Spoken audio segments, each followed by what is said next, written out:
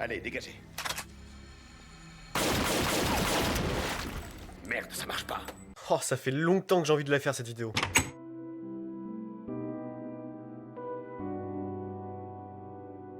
S'il y a bien un type de film dont je raffole, c'est les nanars. C'est-à-dire des films tellement mauvais et débiles qu'ils en deviennent subitement géniaux. Avec Marley, on en a regardé pas mal, notamment le célèbre African Kung Fu Net, la saga Sharknado, Zombiever ou encore le beaucoup trop bizarre Evil Bong. God boobs, huh?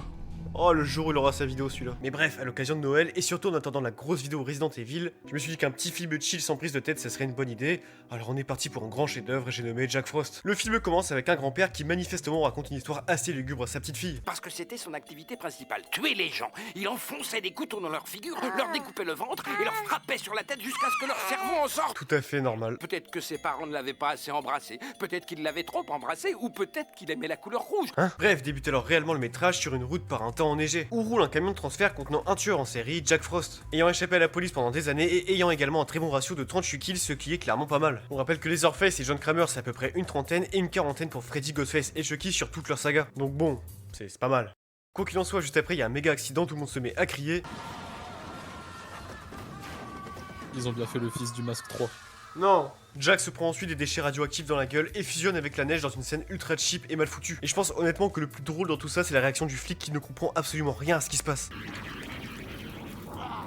On dirait juste Jim dans The Office. On a ensuite une ellipse et on découvre notre héros, Sam, qui n'est pas n'importe qui puisque c'est lui qui a eu le privilège de coincer Jack Frost. Par conséquent, j'imagine qu'il doit être ultra charismatique et qu'il doit imposer le respect et la peur. En fait non, c'est juste une grosse victime. Que se passe-t-il, monsieur l'agent? Je fais partie de la police locale. Circulez, monsieur, c'est une affaire fédérale. Comme vous voulez. Oh, Sam, tout le monde sait que vous ne pourriez pas toucher une vache dans un couloir. Je vous promets, c'est une folie, tout au long du film, il se fait pisser dessus par absolument tout le monde. Il faut savoir que Sam, il vit pas tout seul. Il a une femme et un fils, Ryan, et ce dernier, faut le dire, il est un peu con sur les bords. Jack Frost était un homme très méchant, mais maintenant il a disparu. Pouf. Comme par magie? Ouais, c'est ça. On s'en est donc bien moqué tout au long du film. Alors la carotte, c'est pour faire le nez, elle est juste fait un sourire. On découvre ensuite que Ryan a pour ambition de participer à un concours de bonhomme de neige, et croyez-moi, en ville, il y a de la concurrence. Qu'est-ce que vous en pensez? C'est une beauté des neiges. Bref, ayant découvert un étrange bonhomme de neige devant chez lui, Ryan va s'empresser de le terminer avant de se faire emmerder par des voyous. Eh, microbe, turbo craignos, nulos. Pisse de luge, espèce de petit morveux. Je suis devant ma maison. Je suis devant ma maison. En tout cas, c'est à ce moment-là que Jack Frost va faire son premier kill du film en poussant un des mecs par terre, ce qui aura pour conséquence de le faire décapiter par une luge. Alors, je ne sais absolument pas comment une luge peut avoir un tel effet sur le corps d'un homme, mais c'est pas... pourquoi pas finalement. Mais c'est pas moi, je l'ai tué. C'est le bonhomme de neige. Juste après, on a littéralement une scène avec le père de la victime où il commence à s'embrouiller tout seul avec un bonhomme de neige pour au final se faire tuer d'une manière... Veux que je te dise, c'est pas bon de fumer trop de hache. Ouais, c'est marrant. Et bien évidemment, juste après, c'est au tour de sa femme qui va finir en déco de Noël. Sam, quant à lui, va finir par rencontrer deux agents du FBI qui viennent d'arriver en ville. L'agent Manners, qui est globalement une version témue de Chuck Norris, et l'agent Stone qui... Je sais pas. On a ensuite un énième kill débile où un flic se fait écraser par Jack Frost. Juste après, on a une scène horriblement malaisante où après avoir tué son mec, Jack va voir d'une meuf dans son bain et c'est...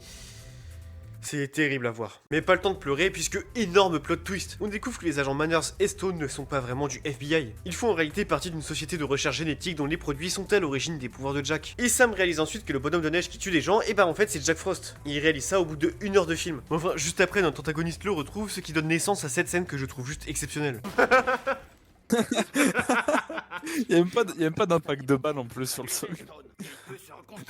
De l'eau, faut tirer dessus. Oh mon dieu, une fuite! Sauf que patatras, Sam a enfin trouvé un moyen de lui infliger des dégâts grâce à une arme de haute précision, un sèche-cheveux. Malheureusement, il a encore survécu, et après une scène de body horror à en faire trembler les plus grands films du genre comme The Substance, Human Centipede ou encore ce salaud de Ludwig, Tuez-moi. nos héros trouvent enfin une solution, puisque Sam va donner de la bouffe que lui a fait son fils à Jack, et étant donné qu'il y a de l'antigel dedans, les dégâts vont être dévastateurs. Chérie, qu'est-ce que tu as mis dans ta recette? De l'antigel. Le film se conclut alors sur Sam se jetant avec Jack dans une remorque pleine d'antigel, le tuant ainsi une bonne fois pour toutes. Enfin une bonne fois pour toutes pas vraiment, puisqu'en 2000 sortira une suite dont je ne vais pas parler aujourd'hui parce que je l'ai pas trouvé en streaming. Mais une chose est sûre, de une ça a l'air bien, et de deux, j'ai le seum.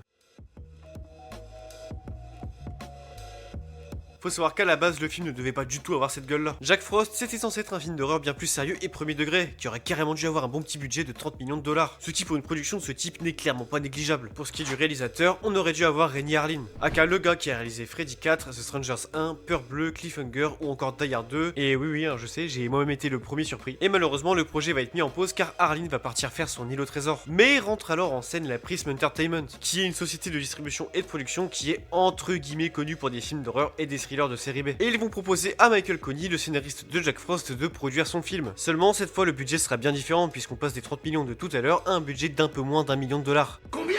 Du coup, Coney accepte, réécrit son scénario en conséquence et décide de le réaliser lui-même. Ce sera alors son tout premier film et il va le faire tout seul comme un grand. Enfin, il y aura eu quelques galères quand même. Pour commencer, déjà l'équipe reçoit le costume du tueur et se rend compte qu'il fait pas peur et qu'en plus de ça, il est ultra kitsch. Du coup, on décide cette fois de réécrire le scénario, non pas pour faire un film premier degré, mais bien une sorte de comédie d'horreur. Enfin, comédie d'horreur entre guillemets, certains considèrent que c'est juste une comédie tout court, et j'ai la flemme de débattre avec ces gens-là, donc si vous voulez. Mais enfin bon, on peut enfin commencer ce film. Non, je déconne. Puisque malheureusement, à quelques semaines du tournage du film, la Prism Entertainment fait littéralement faillite et se voit contraint de mettre la clé sous la porte. Bon, finalement, le film se fera quand même, mais sous certaines conditions. Jack Frost devra durer à peu près 1h30. Il faudra pas qu'il soit trop borderline afin de pouvoir l'inclure dans les espèces de coffrets de merde spécial film de Noël qu'on peut trouver à Inter pour super cher. Mais à part ça, notre réal a littéralement carte blanche, il peut faire ce qu'il veut sinon. On est donc maintenant en 94, le tournage ayant duré seulement 18 jours est terminé, sauf que maintenant, nouvelle galère. Les producteurs le regardent et jugent le film trop ridicule et invendable, et par conséquent abandonnent le projet. Heureusement, 3 ans plus tard, le film sera finalement distribué en direct ou vidéo, et la suite, vous la connaissez.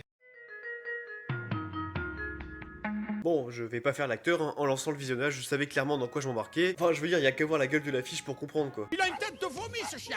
Ça me fume, on est vraiment sur le niveau 0 de Photoshop, c'est cocasse. En tout cas, une chose est sûre, ça se prend pas au sérieux, et tant mieux. Alors certes, Jack Frost, c'est un film un peu nul et débile, mais c'est aussi un film ultra second degré, et je me suis moi-même personnellement surpris à avoir quelques fous rires, comme avec cette scène par exemple. J'en sais rien. Les boules de neige. Oh, il faut finir ce film. Ouais. En vrai, elle est pas mal, le premier degré, elle est drôle. Ça, vraiment, c'est le genre de scène qui me fait exploser de rire. C'est-à-dire qu'on arrive au stade où le film lui-même n'en a plus rien à foutre et il décide simplement de repousser son délire le plus loin possible. En témoigne le personnage de Ryan qui, étant extrêmement attaché à son père, a décidé de lui offrir des plats concoctés à l'antigel. Au bout d'un moment, faut juste crier au génie, quoi. Pareil pour les kills qui sont délicieusement débiles, je pense par exemple au gars qui se fait décapiter par une luge ou encore à la femme qui se fait transformer en déco pour sapin. Le tueur, j'en parle même pas, le concept de tueur en série qui se réincarne en objet ou en icône familiale, c'est pas nouveau, mais ici, plus que d'habitude, c'est particulièrement con et j'adore. Et il faut savoir que notre Jack National a également de très bonnes punchlines dignes des plus grandes icônes de l'horreur. Mais enfin passons, même si le film n'est clairement pas terrible même pour une petite comédie d'horreur de série B, et que certaines blagues ont bien vieilli ou sont de mauvais goût, franchement perso je me suis bien marré, j'en attendais pas moins d'un film de ce style. Le genre de film qu'on regarde avec des potes en soirée avec des bières et des chips, ça fait clairement le taf.